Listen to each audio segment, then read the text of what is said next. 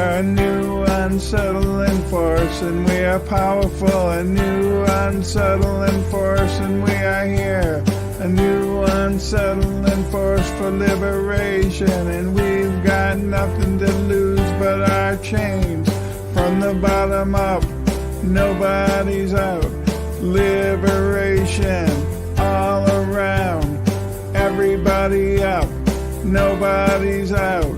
Liberation all around. We are a new unsettling force, and we are powerful. A new unsettling force, and we are here.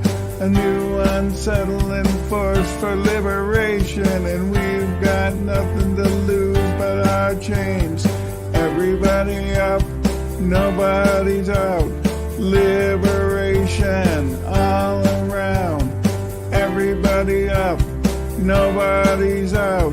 Liberation all around. We are a new unsettling force, and we are powerful. A new unsettling force, and we are here. A new unsettling force for liberation, and we've got nothing to lose but our chains. Everybody up, nobody out. Liberation all around. Everybody up, nobody's out. Liberation all around. We are a new unsettling force. A new unsettling force. We are a new unsettling force for liberation, and we've got nothing to lose but our chains. Welcome to tonight's It's Kairos Time. My name is Lara Lopez. I am a 31-year-old woman of color wearing a brown V-neck blouse with vertical darker stripes. I work as the executive assistant to Reverend Dr. Liz Theo Harris, director of the Kairos Center for Religions, Rights, and Social Justice, as well as supporting two of our spiritual homes for movement leaders called Freedom Church of the Poor and La Iglesia del Pueblo. But I'm also a daughter, a friend, a lover of sunsets and community meals, and someone who lives with chronic pain. Kairos Center is an organization committed to building a broad social movement to end poverty led by the poor. We are one of the co-anchor organizations of the Poor People's Campaign, a national call for moral revival. We recognize the deep need to come together across historic lines of division like race, religion, age, geography, and ability in order to build up the unity and organization of the poor and those most impacted by the interlocking injustices in this country. It is for this reason I am grateful to be hosting tonight's It's Kairos Time, everybody in, nobody out. A Kairos moment is a time when crisis and opportunity collide and the possibility for something new can emerge. It's Kairos Time is a bi-weekly series of 30-minute talks with partners, collaborators, and movement builders where we discuss what's happening and what we're doing to respond in this Kairos moment. Tonight, our last conversation of the year, we are joined by two powerful organizers and leaders who are part of this larger movement of the poor and dispossessed, and who through their work are exposing the deep contradictions of economic and political systems that are denying basic rights and human dignity to millions of people who are forced to live in poverty in a world of great abundance. First, we have Dessa Cosma. Dessa grew up in the Deep South, splitting her time between New Orleans and Augusta, Georgia. She's been a social justice activist for as long as she can remember, starting her environmental, LGBTQ, and reproductive justice efforts in high school.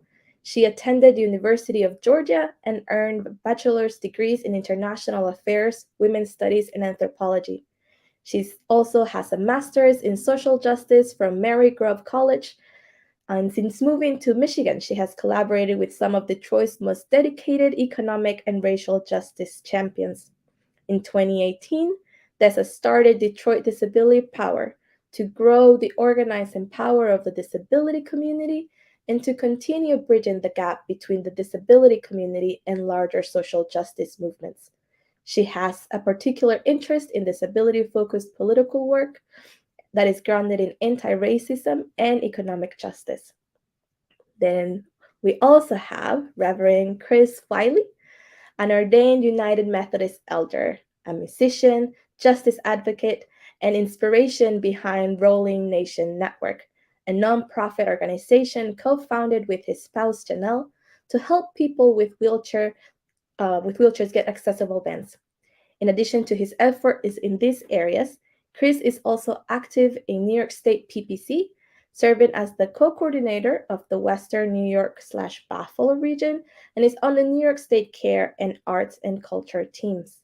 Welcome, Dessa and Reverend Chris. It is a pleasure to be able to speak to both of you tonight. So I'm just going to have us jump right in. Now, we know that the policies we have in place are choices that tell us what our society cares about and who we care about. Can you speak to the policies of the past 3 years or current social safety nets programs like SSI and how these policies and current structures keep our communities in poverty and at risk? And what particular impacts does this all have on people living with disabilities? Well, this is Dessa. I'm happy to jump in. Quick visual description. I am a white woman in my early 40s with long blonde hair, wearing a blue hoodie and sitting in front of a fireplace in my home in Detroit. And I use she, her pronouns. This question you ask, Anna, is on my mind a lot. You know, part of the work of Detroit Disability Power is organizing and policy work. And we see structural barriers for people with disabilities engaging in our communities all the time. And in fact, we see structural barriers to engaging in democracy regularly as well, which is, particularly problematic because that's how we're supposed to be able to make change as a community, is through the democratic process. So when it's inaccessible to us, it has rippling effects that go deep, deep, deep into our lives.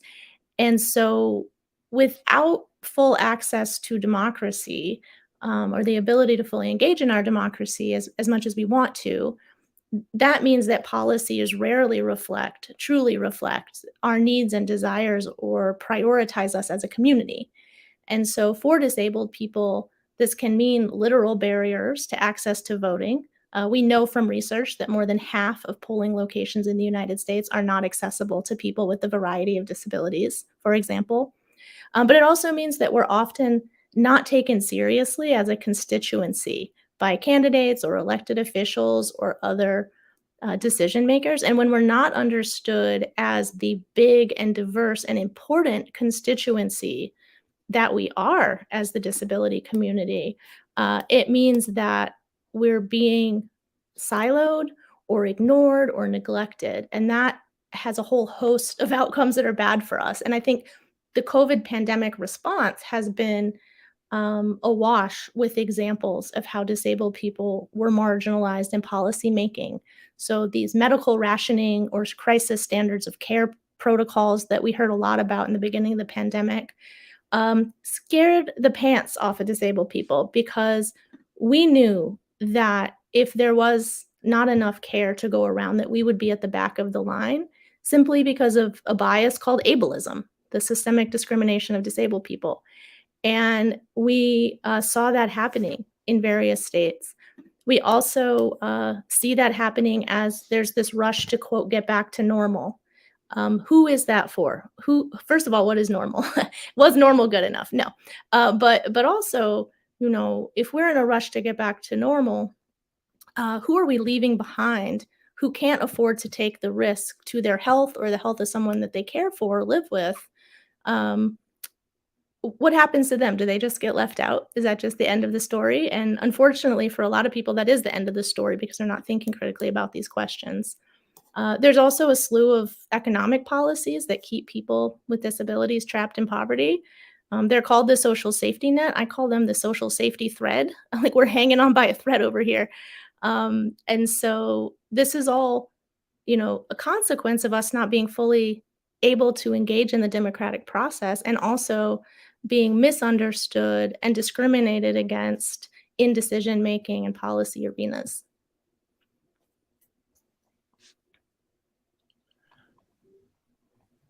I would like to follow up. Mhm. on what Dessa said because she hit so many key things right on the head, and I couldn't agree more. First, I'm Reverend Chris. My pronouns are he, him. Uh, I'm a white middle-aged man, or maybe slightly more than middle-aged, with my white beard and mustache would indicate kind of a messy music space background, flannel, and underneath my headphones is a Love Wins hat that I can frequently be seen wearing. Um, there's so many layers to this with, again, the pandemic response, voting when, trying to restrict uh, absentee voting and ballots and things like that. And just again, these social safety nets. I mean, disabled people are 1 in 4 of the population. There's a lot of people, and more people, especially given the time of COVID and long COVID and all these things, are going to be identifying as disabled. And yet, we see that the policies indicate kind of, not even kind of, they indicate exactly like if you don't contribute to the system, if you can't contribute economically to the people in power or at the top, then your value is really limited, if not completely non-existent. So it's really all these things. I mean, disabled people, when we talk about policy, um, have income limits and things like that that go along with Social Security and Social Security, SSI, and so on. And so, not only are you living in poverty because you can't participate fully in society, which is a whole other layer to this, even when you can, you're restricted to what you're allowed to do. So you can never actually build any momentum to have any sort of security.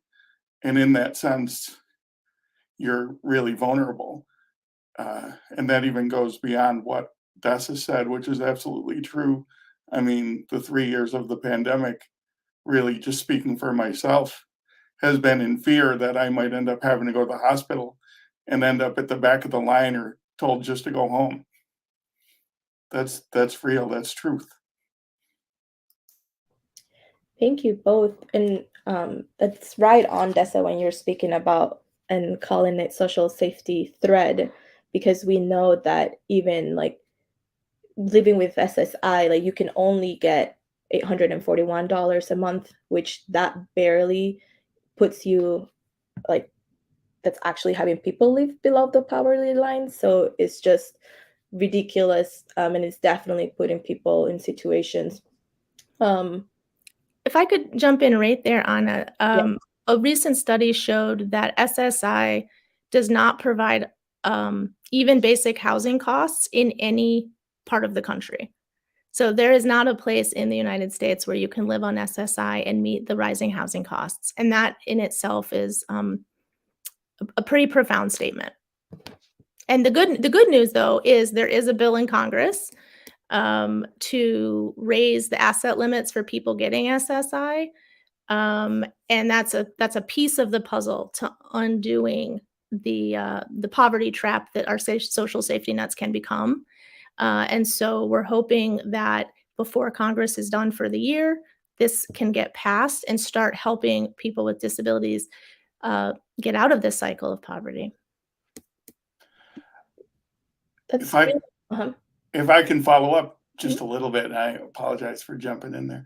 I mean, it really is this sort of, you know, give a little, take a little, and things go forward and then go a step back. I mean, we have these things where they'll say, okay, we're going to lift the income requirements or raise them or something, but then things like the child tax credit or other things where they're saying, okay, well, we're going to put work requirements on top of these policies that we're going to expand them, but we're going to limit who can get them and add these layers into it.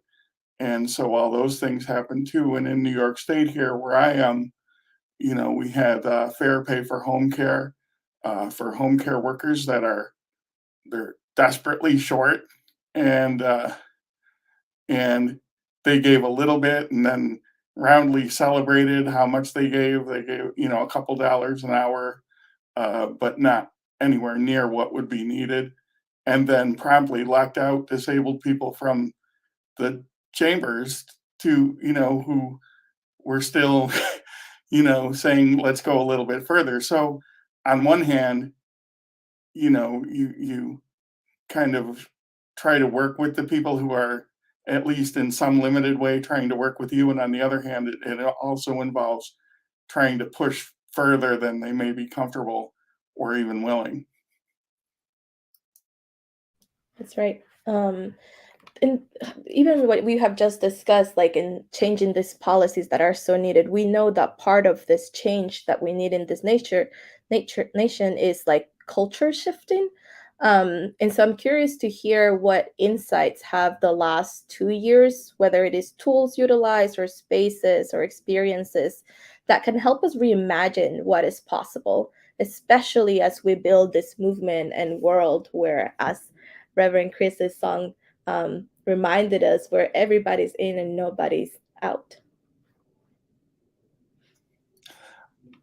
I think that we've seen it with Zoom or other virtual platforms where, my work in Poor People's Campaign, uh, I haven't met in person anybody because I'm limited to how often or how safely I can leave my house. So, and on one hand, I'm fortunate to have a house where I can be safe.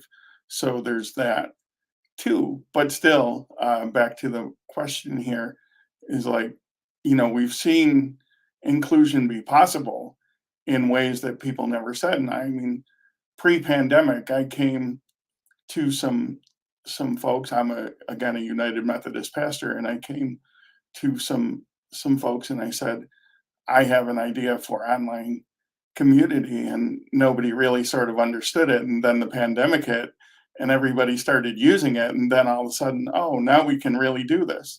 I think so. We've seen the possibilities, but we also have to be careful, especially as the world goes back to what they would say is normal, that we don't just say, okay, well, we did what we had to do while we did it, and then we're going to leave everybody who still can't be out in the same way as some of us can.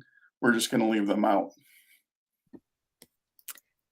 This is Dessa. I think that culture question is really important. And I started Detroit Disability Power after working in social justice and politics for about 15 years.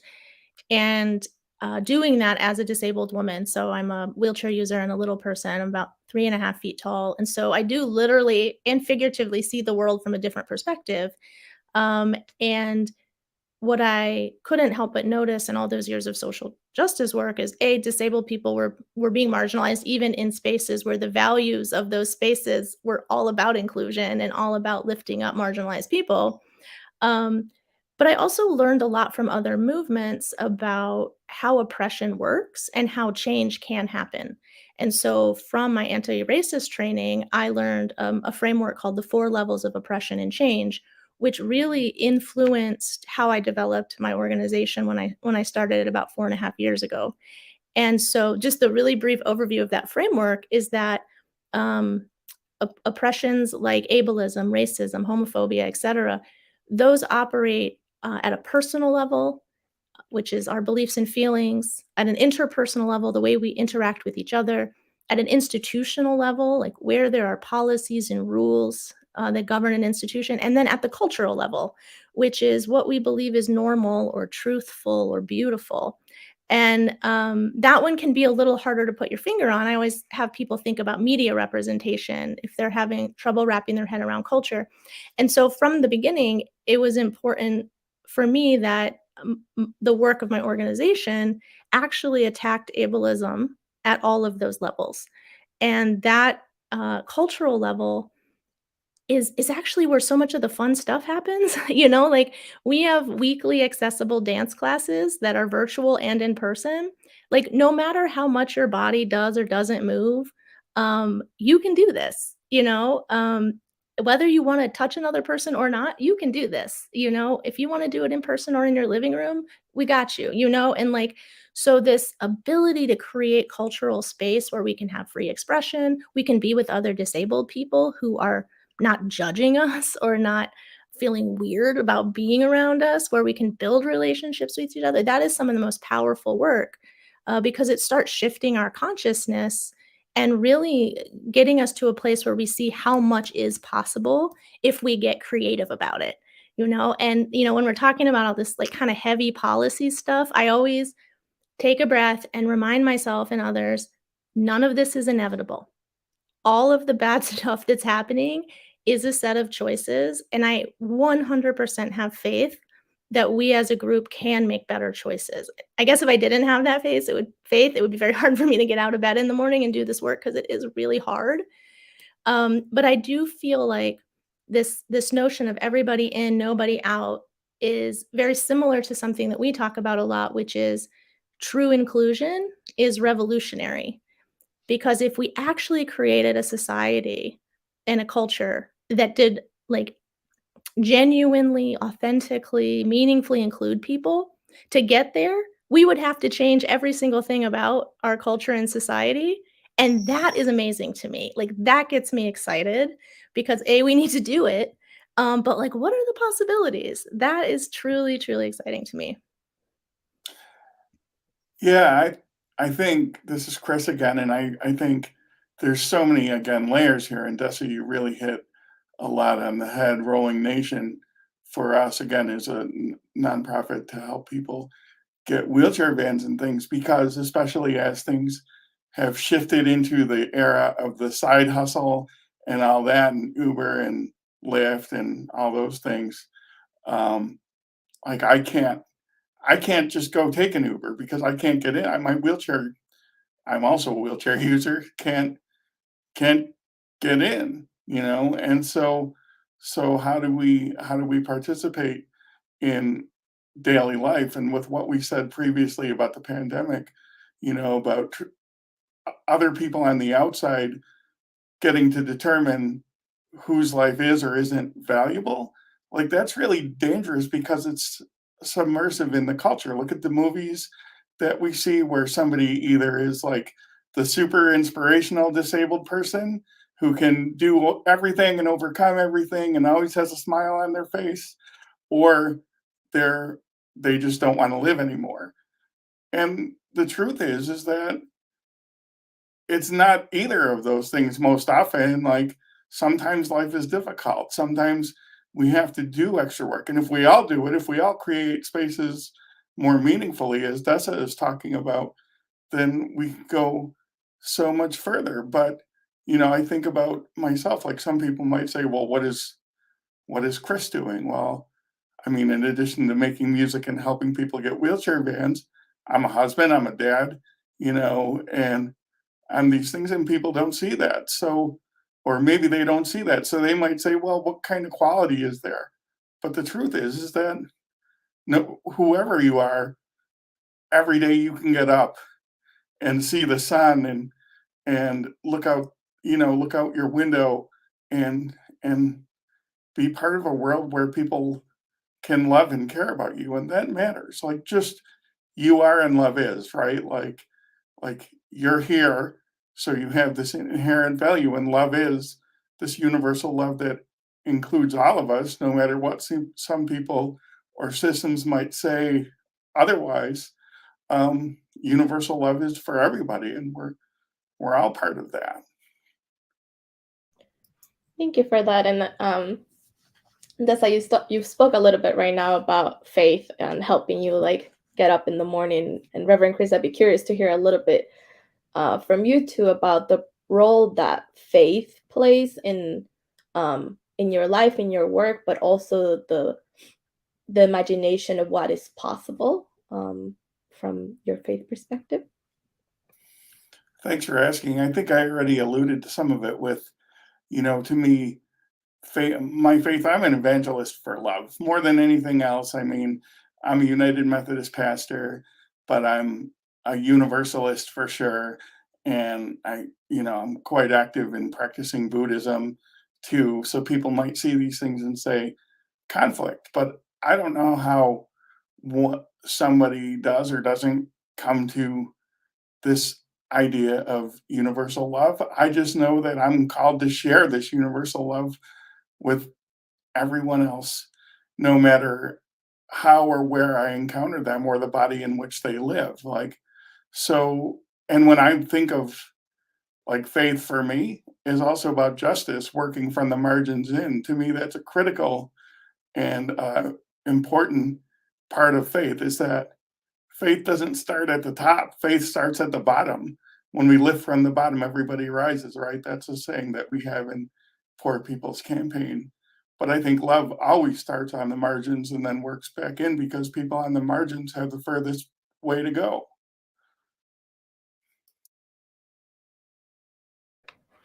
Yes, thank you for that. And I'm aware of time, so I'm curious to see what's something you have not shared about just yet that you're most proud of, and that you'd like others to hear or know or learn about.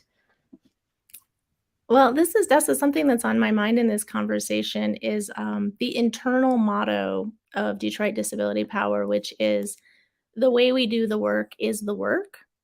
And this is so much about intentional culture change. This is about living into the possibilities of our dreams for justice, as opposed to just being stuck where we are currently in this reality. And really, it in practice, it means centering people and centering relationships. It also means understanding how powerful micro decisions can be. You know, the little things throughout our day, the way we do things, the way we treat people as we do things adds up to something really profound. And I have learned this lesson the hard way in social justice spaces that are not healthy and not affirming and not loving. Um, and just seeing how detrimental that was to changing the world. If we don't treat each other well in the process of changing the world, why will anyone join us? And also, we're probably going to fail.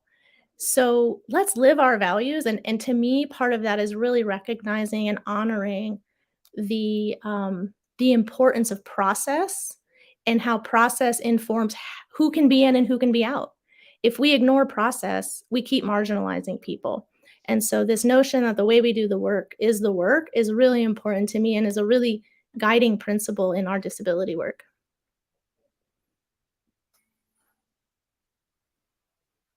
Yeah, I agree with so much of that. And I guess that's, you've heard me talk about a lot of these things, so I don't know how much that I haven't said, but right now I'm taking a class online with Pema Chodron, who is a Buddhist teacher, and she actually talked about this very thing in the lectures that was really powerful for me and where I'm totally at. So again, I'm with you, Dessa, perhaps not unsurprisingly, is that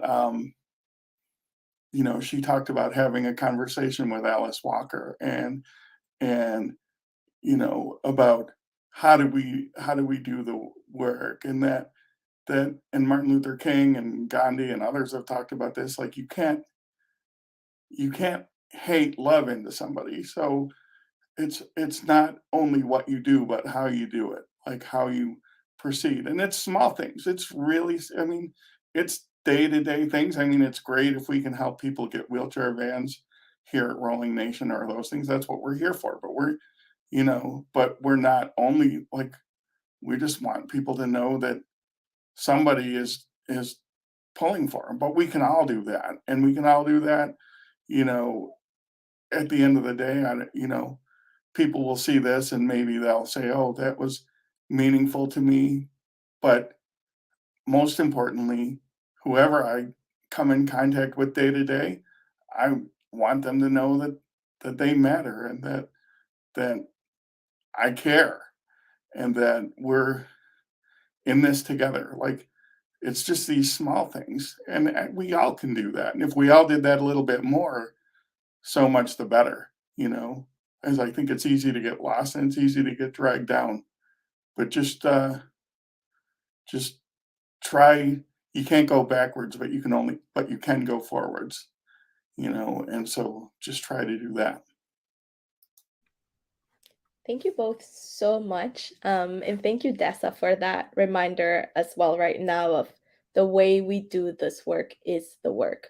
So may we all be able to continue to live our values and build this world together that keeps absolutely every single one of us in and nobody out. Because as Reverend Chris reminded us of the saying we do in the Pure People's Campaign, is when you lift from the bottom, everybody rises. So thank you both. Have a wonderful evening. Thank you so much. Thanks. It was a pleasure to be here. Our strength, our resolve, is that a good? Bought and sold on the open market? Pick it up at the checkout line, along with your magazines filled with beautiful people. Even the occasional cripple, if they clean up nice, most of us don't. No matter your body, the mundane, the strikingly average, the C+ student, who spends most of their time wanting something better. Is that what this is about? Is any of this real? Our ongoing questions, as our lives pass, holding loosely to control.